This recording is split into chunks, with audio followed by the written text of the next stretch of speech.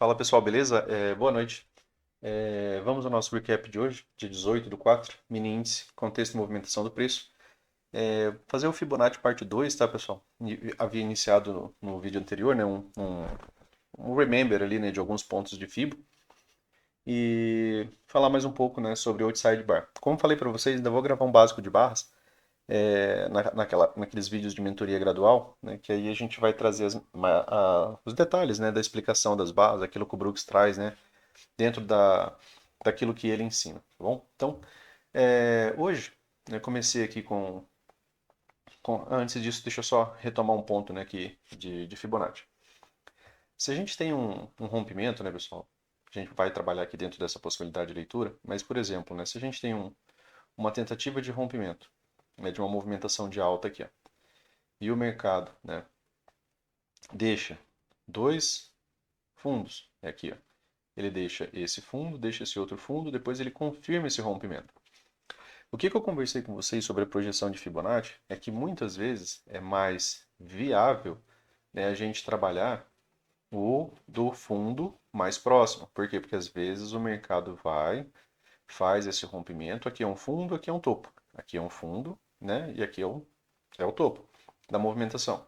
Então, a partir desse tipo de movimentação, a gente tem a possibilidade de escolher que pivô que a gente vai usar, né?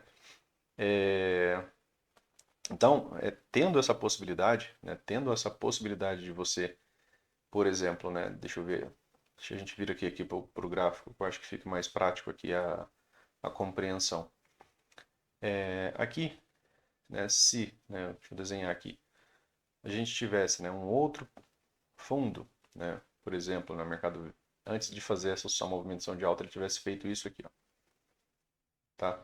Ele tivesse deixado um outro fundo aqui, ó. Então, a princípio, eu poderia trabalhar essa projeção de alvo, né, que muitas vezes você ia ver, às vezes, 100% dessa movimentação, e aí, às vezes, o alvo desse daqui ficaria para um momento posterior. E, às vezes, é interessante você entender esse rompimento a partir do pivô prévio, da movimentação mais próxima, já que a gente está fazendo day trade, está buscando esse tipo de rompimento, tá? Então, é interessante a gente focar, a princípio, né, no pivô prévio. Se ele chega muito fácil na região, não tem nem retomada de máxima, ou seja, não está tendo pressão, por exemplo, dos comprados, é lógico que você pode continuar, mas é interessante você entender a região para que você observe o comportamento do preço em cima dela, porque se começa a ter muita realização de lucro, né, talvez seja mais interessante você realizar lucro com mais pessoas. Então aqui, ó, no gráfico mensal, a gente teve esse rompimento de pivô, certo? Ele deu o seu primeiro alvo aqui. Aqui, ó, seria, né, o segundo alvo desse rompimento. E aí a gente está falando do gráfico mensal. Mas mesmo assim, né, você consegue observar que quando teve, né, o segundo alvo, houve aqui, né, uma boa realização de lucro. E aí você pode somar contextos. Você tem aqui ainda, né, dentro do gráfico mensal, o fechamento deste gap. Né? Além do fechamento deste gap, você tem uma movimentação de três puxadas bem claras. E aí a gente já conversou que o edge, né, com fundo duplo, ainda assim seria, né, uma possibilidade de um setup de compra. Essa wedge, né, ela não tem rompimento e continuidade, tá? A gente frisou isso no vídeo de ontem, né? A ideia de rompimento, a ideia do gap, a ideia, né, para a gente ter aquela ideia de projeção. Então aqui eu não poderia, né, trabalhar a ideia de projeção. E aí o mercado, né, depois da wedge com o fundo duplo, tenta fazer aqui uma movimentação, né, que é o início de uma possibilidade de estrutura de alta. Claro que o topo, né, que ele precisa mexer, né, para ter uma mudança estrutural, ele ainda está bem aqui, né, ele ainda não chegou a ser renovado. Para quê? Porque a gente pensa na possibilidade de mais uma perna de alta, mas ele ainda não renovou. Por que eu trouxe o gráfico mensal? Né? Porque hoje, né, a gente teve aqui, ó, um fechamento, né? Hoje não, né? A gente teve o fechamento desse gap.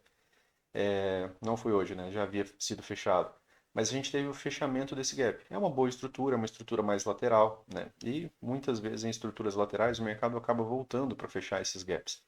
E aqui, né, você tinha um gap aberto, né? Deixa eu só marcar aqui. Então aqui, ó, você tinha um gap aberto, ele foi fechado, né, durante essa movimentação de queda.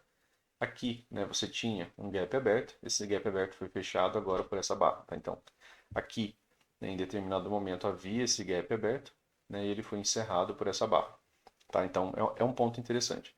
As médias estão flats, né, pessoal? Médias flat, né? A gente já tem também a leitura de que o mercado, né, está apresentando uma lateralidade. Por enquanto, essa lateralidade para nós ela é uma lateralidade ascendente. Eu tenho um topo, tenho um fundo, tenho uma nova máxima. Tá? Então, a princípio, a gente espera que o mercado não faça, por exemplo, direto uma nova mínima. Pela leitura, né, claro, dessa estrutura micro aqui. Vindo aqui para o semanal, né, a gente vai estar tentando construir algumas razões aqui para pensar em possibilidade. Eu tenho aqui uma LTA, né, ela está no seu terceiro toque. LTA não é o mesmo que uma wedge, tá? Eu tenho aqui uma LTA, aqui eu tenho uma linha de canal. Quando o preço chegou, né, nessa linha de canal, aqui ele teve uma wedge, né? Aqui eu tenho um falso rompimento, né? Ele tenta romper, ele retorna para essa movimentação em até 5 barras, e aí eu tenho um falso rompimento. O ponto de inflexão, pessoal, dessa leitura aqui, né, dessa wedge, ele está bem aqui. Ó. Então, o ponto de inflexão para que haja uma perna 2 está aqui.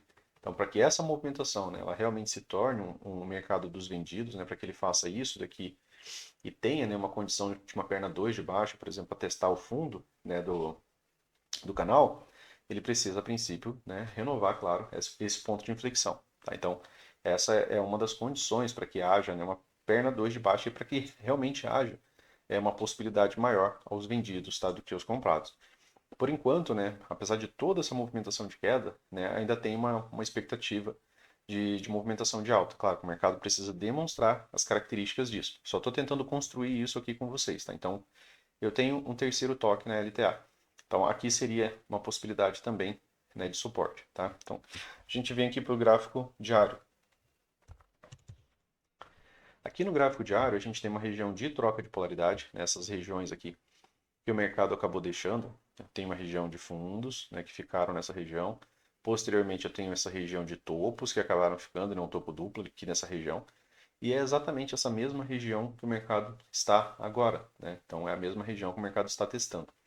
É uma região de troca de polaridade. Beleza, tudo bem, Luciano. É uma região de troca de polaridade. Entendi. Aqui era em determinado momento. Aqui atua, né, como resistência, né, a movimentação do preço nesse topo duplo, e agora ele pode atuar como suporte. Ele pode. Mas, somando mais pontos a isso, né, se eu pego as três últimas mínimas, né, que o mercado nos dá, eu tenho essa outra e tenho essa região. Até o momento essa região não foi rompida, como uma possibilidade de wedge. E aqui é a região de troca de polaridade. E aqui, né, uma região de alvos. Dias atrás, né, com os assinantes, a gente conversou que quando, né, o mercado atinge essas regiões de alvo, e é uma região de alvo macro, geralmente ele gera lateralidade. Para quê? Para que haja realização de lucro. Porque se os vendidos, né, que entraram, por exemplo, nessa outside, e eles foram vendendo e o preço médio deles vai descendo cada vez mais aqui, vai ficando cada vez mais baixo, né, se eles vão vendendo barra a barra. Para eles realizarem lucro, eles não podem comprar toda essa movimentação que eles venderam de uma vez, porque senão isso daqui não geraria lucro. Né? O mercado precisa gerar uma lateralidade. O Brooks ele fala que o mercado ele migra de um ciclo, né, de tendência para uma lateralidade, ou ele migra de um ciclo, né, mais extremo para um ciclo mais calmo, né, onde a movimentação acaba sendo mais bilateral. E aí o mercado também, né, quando o mercado atinge o alvo dos vendidos, é quando a gente tem a possibilidade dos comprados voltarem a participar, né, deles acharem uma região interessante. A região de troca de polaridade é interessante aos comprados, o EDs são interessantes aos comprados. Aqui tivemos, né, a H1, conforme a gente falou, né, a barra já tinha perdido o mínimo, então a nova máxima vai ser uma H2. Uma H2 baixo, né, numa região de wedge, numa região de troca de polaridade, pode ser um trade interessante, tá? Pode ter um repique de alta interessante. Trazendo essas informações, né, para ver se lá no tempo gráfico menor vai fazer algum sentido. A gente vai construindo do macro para o micro, tá? E aí aqui, conforme a gente havia falado, já deu, né, a projeção de 100% dessa lateralidade, já deu a projeção desse pivô, né, tanto do menor, né, que foi conforme aquilo que a gente viu no vídeo de ontem, quanto do maior.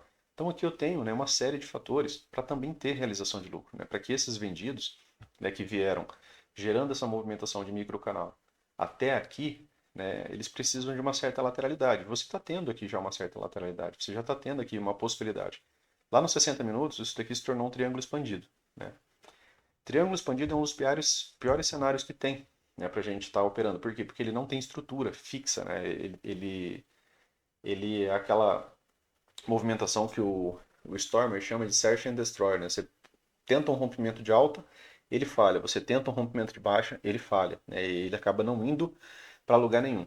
Então ele acaba expandindo só as movimentações, né? Então era uma das possibilidades, né, que a gente havia conversado, porque ele fez nova máxima e ele fez nova mínima. Então se eu ligo os dois pontos, eu já tenho o mercado abrindo essa movimentação. Então a gente tinha aqui a possibilidade de um triângulo expandido. Aqui nos 60 minutos, né, pessoal? Aqui no M60 eu tive mais uma vez a possibilidade do setup de venda, né, que é o M2S, que é um retorno, né, de duas pernas ali até a média móvel de 20.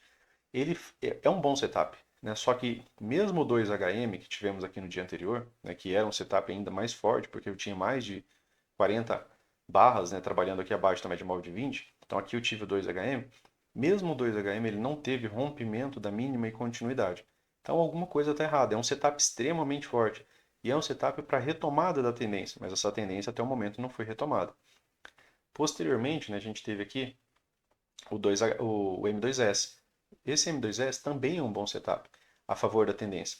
E o que mais acontece com a tendência? Geralmente a tendência é retomada. Você veria aqui o rompimento, uma barra de continuidade, novas projeções, né? Projeção, por exemplo, dessa lateralidade inteira aqui para baixo. Você teria, por exemplo, 100% dessa lateralidade para baixo, mas até então o mercado também não está encontrando vendidos, né, em novas mínimas. E isso também é uma característica do triângulo expandido, né? Ele acaba não rompendo. Então, quando o mercado faz uma nova mínima, ele acaba vindo para uma movimentação de alta. Quando ele faz uma nova mínima, ele acaba vindo para uma movimentação de alta. Então, esse triângulo expandido, ele é a movimentação mais complexa que tem. Por quê? Porque a gente não tem uma estrutura. Quando a gente tem triângulo expandido, o que a gente tem? O mercado fez nova mínima.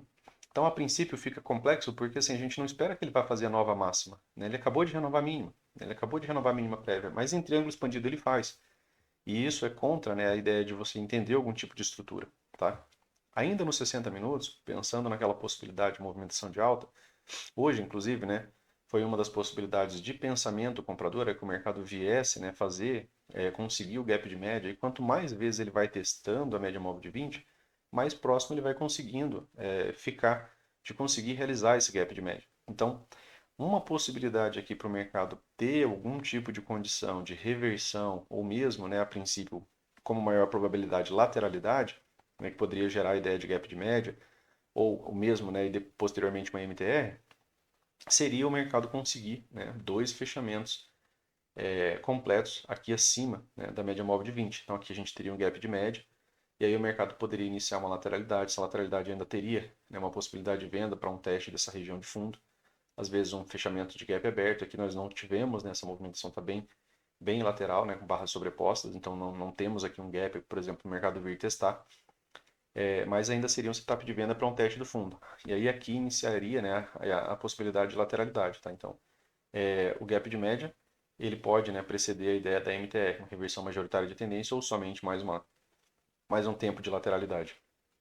Ponto importante é a cautela lá com o gráfico diário, né, se ele consegue, por exemplo, fazer aquela H2, né, H2 bem numa região de wedge, bem numa região de troca de polaridade, né, pode gerar algum tipo de aceleração de alta. Então, a gente construiu alguns contextos ali que nos levam a pensar que o mercado pode gerar uma movimentação de alta.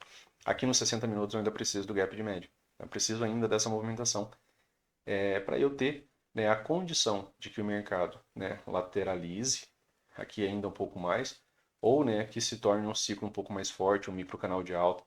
E aí, às vezes, né, você pode não ter correção ou ter só uma L1, para que ele tenha algum tipo de movimento um pouco mais extremo. Tá? Então, lá no gráfico diário pode ser um retorno à média móvel de 9, né, um retorno à média móvel de 20. Não que ele vá reverter essa movimentação, mas que ele tem potencial para gerar um repique de alta, né, a partir de uma H2, né, ele tem espaço, né, e tem todo esse contexto aqui que a gente acabou de trabalhar, tá? Essa região de troca de polaridade. É mais difícil você ver um rompimento de uma wedge em cima de uma região de troca de polaridade, em cima de uma região de alvos, tá? Então é mais difícil de você observar isso.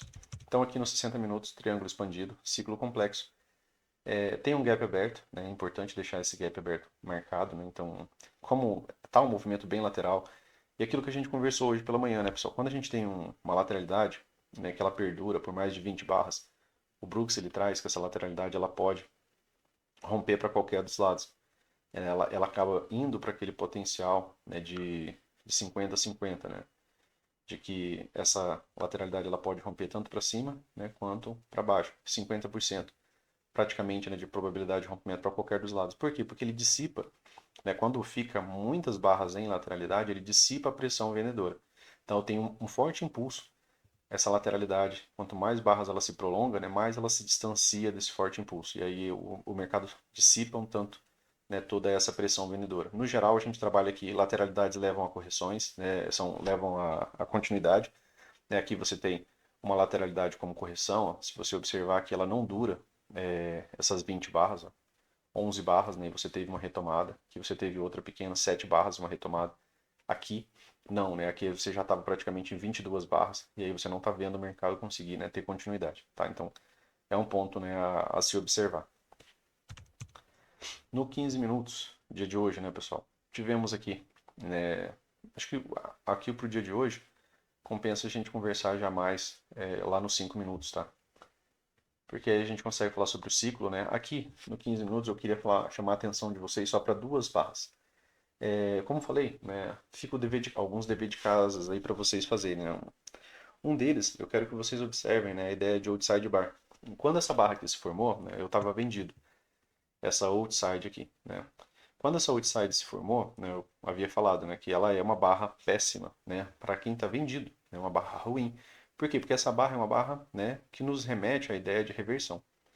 Aqui a gente tinha um contexto, né, que era um contexto possível, né, de compra. Né? O que a gente conversa? Que o edge, né, com fundo duplo é um contexto ainda comprador. Né? Então, são pontos que a gente repete.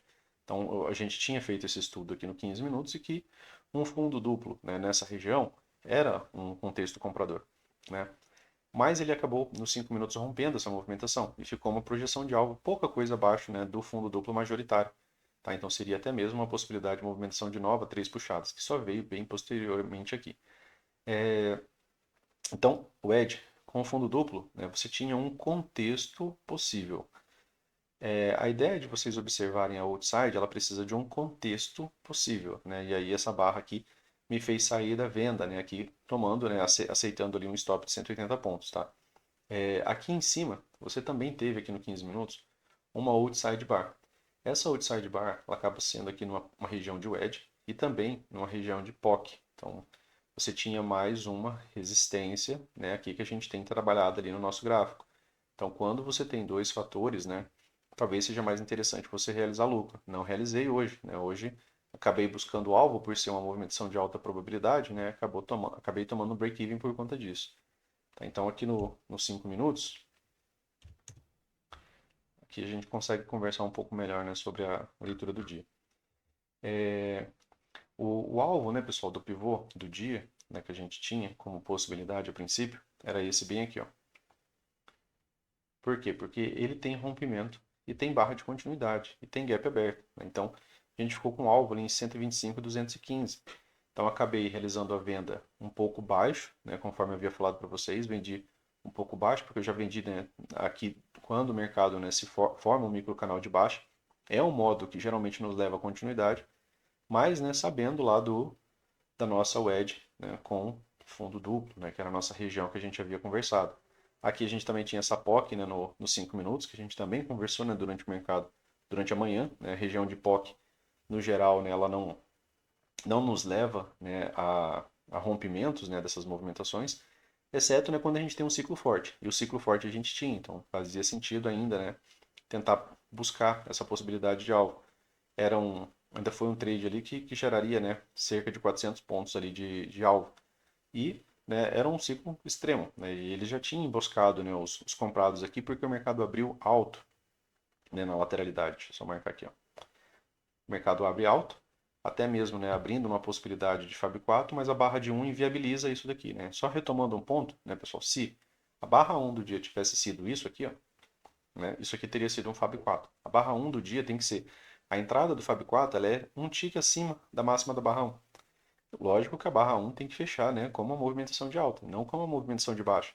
Se eu tenho um gap de alta e uma barra de baixa, eu tenho um contrassenso, né? Gap de alta é o interesse comprador, mas eu tenho uma barra de baixa. Então eu tenho interesse comprador, mas quem está participando dessa barra aqui são os vendidos, né, e não os comprados.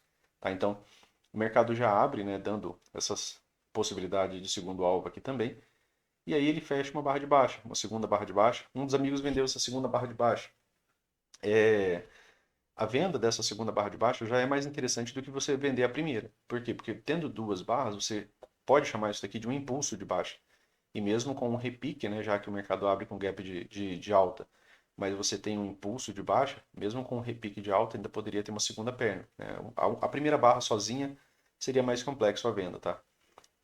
Mas aí, né, você tem aqui uma boa continuidade. E essa movimentação falhou, né, pessoal? Essa movimentação aqui falhou. E aqui, lá no 15 minutos, foi a outside bar, né? Conforme eu falei para você, estava vendido aqui. Aqui foi o fechamento da outside, aí eu tive gatilho de compra. Se eu estou vendido e tenho gatilho de compra, não faz sentido eu ficar mais na operação, tá? E aí aqui a gente teve que aguardar mais barras. E o mercado volta num ciclo extremo. A gente estudou isso aqui na parte de mentoria gradual, que quando o mercado faz nessa retomada completa, né, quando ele faz essa volta em V, no geral a gente vai atuar na ponta compradora. E em backtest, pessoal, vocês podem fazer esse backtest aqui, né, para chegar à mesma conclusão, procurando um movimento extremo, tá? Movimento extremo, eu me refiro, né, a um microcanal. Quando eu tenho microcanal, geralmente você vê, né, gaps abertos, você tem esse tipo de movimentação, por quê? Porque é um mercado extremo. De repente você tem um outro mercado extremo, fazendo a volta completa dessa movimentação. O Brooks fala, né, até mesmo no texto que a gente estudou, foi partilhado no dia de hoje, né, se vocês deram uma lida, o Brooks fala que você vai ver isso daqui de maneira muito rara, mesmo no gráfico nos 5 minutos, né, você não vê esse tipo de ciclo, tá? A gente está falando desse tipo de ciclo, é desse ciclo aqui isolado, tá? Não é um que vai ter várias correções aqui no meio e depois vai ter várias correções aqui na outra. Não, é um ciclo extremo sendo revertido por um outro ciclo extremo. Nessa condição, quando ele retoma essa máxima, ele fala que você pode, né, trabalhar você pode ou não, você deve trabalhar na ponta comprada. Por quê? Porque isso daqui é uma característica diferente de lateralidade. Ó. Isso aqui é lateralidade, barras sobrepostas, fechamentos, né, contidos dentro da movimentação. Isso aqui ó, é uma movimentação de lateralidade e isso daqui é um ciclo extremo. Dentro de lateralidade, big up, big down, né, por uma barra, por duas barras, é ainda ciclo de lateralidade. Às vezes você vê duas barras, por exemplo, fechando bem próximo do topo ali, ó. E aí, de repente, o mercado pega na barra seguinte, faz isso aqui, ele reverte. Não é ciclo extremo, você não chegou a ter microcanal. Aqui você tem um modo sempre vendido, seguido de um modo sempre comprado, tá? Depois dessa movimentação aqui, fiz uma compra, né, aqui na L1, né? Era um novo ciclo extremo, né, então já tinha a possibilidade, né, de ter essa continuidade. No geral, o que mais acontece, né, dentro daquele estudo que a gente fez de mentoria gradual é que essa movimentação ela falhe, né, na região de 50%, 61,8%. Faça um reteste do fundo para depois voltar a subir. Né, se a gente volta e busca essas movimentações, a maioria das vezes você vai observar que ela faz isso daqui. Né? Para quem está mais tempo, já viu a gente até mesmo operar essa movimentação. Né? Do mercado chegar até o 61,8, ele faz um reteste do fundo, então gera uma possibilidade de venda para depois gerar uma possibilidade de compra. Mas hoje ele fez, né, o padrão mais raro. Se vocês voltarem o gráfico nos 5 minutos, vocês vão ter dificuldade de encontrar isso daqui. Vai ter que voltar vários dias, mas é importante fazer esse tipo de backtest, tá? E no geral, pessoal, essa movimentação hoje, né, ela tem uma excelente probabilidade de primeiro alvo, que não foi atingido no dia de hoje, tá? E esse alvo já não existe mais, né, porque ele perdeu o mínimo. Então, se ele perde o mínimo, esse alvo ele eu não posso mais traçar ele. O mercado falha, né, a movimentação em uma wedge, né? A gente viu uma wedge perfeita. Wedges são regiões de realização de lucro, né? Acredito que a falha do dia, né, tenha sido em não realizar lucro aqui. Por quê? Porque o potencial desse alvo aqui era muito alto. Né? Em backtest, quando você tem esse tipo de movimento aqui, ó, você vai ter dificuldade de encontrar esse movimento. Mas quando você encontra, você vai ver que ele paga primeiro alvo. Muitas vezes ele paga segundo alvo. Né? Então, é uma movimentação que paga esse tipo de alvo. Né? É uma movimentação que paga esse tipo de alvo. Então, você vai chegar ali numa conclusão, se você pega, por exemplo, 100 exemplos, você vai pegar cerca de 90% das vezes você vai ver que ele vai pagar esse alvo. Tá? Então, lógico, nos 60 minutos tinha as razões, né, do mercado ter a dificuldade, mas faltou pouca coisa. Né? E isso, né, leva, claro, né, a você não ter o seu lucro máximo ali, né, no potencial alvo. Outro ponto, né, ainda aqui nos 5 minutos, né, que retoma ainda aquela ideia do dever de casa, né, para vocês, é quando você tiver uma outside bar, de novo, né, mais uma outside bar aqui numa região, que é uma região que a gente conhece como uma possibilidade de venda, seja para uma correção, para um TBTL. para uma correção de 10 barras duas pernas, né? É uma outside bar, né? Que foi, de novo, né? Aqui um ponto, né? Realmente interessante para o dia de hoje. Outra outside bar. Depois dessa outside bar, você não vê nenhum tipo, né, de retomada de máxima. E aí ele fez o gap de média vindo de um microcanal. E aí é péssimo para os comprados essa movimentação, né? Porque quando a gente vende um microcanal, quando o mercado faz uma H1, o que que a gente espera? Que a H1 falhe. Então, esse setup ele não fica interessante quando ele vende um microcanal. Né? Ainda poderia retomar? Poderia, por conta do 15 minutos, que ainda não era, né, um microcanal de baixo. Mas quando você tem, né, um ciclo extremo chegando num setup, o que que a gente já trabalhou? Né? Que geralmente o ciclo ganha. Então, fica, né, esse potencial ali melhor para os vendidos. Mais uma vez, né, retomando um ponto que a gente já estudou. Se eu tenho uma movimentação aqui de três puxadas, e eu chamo isso daqui de wedge, o ponto de inflexão dessa movimentação estava bem aqui. Quando ele renova o ponto de inflexão, pessoal, o que, que a gente espera? Uma perna 2 de baixa.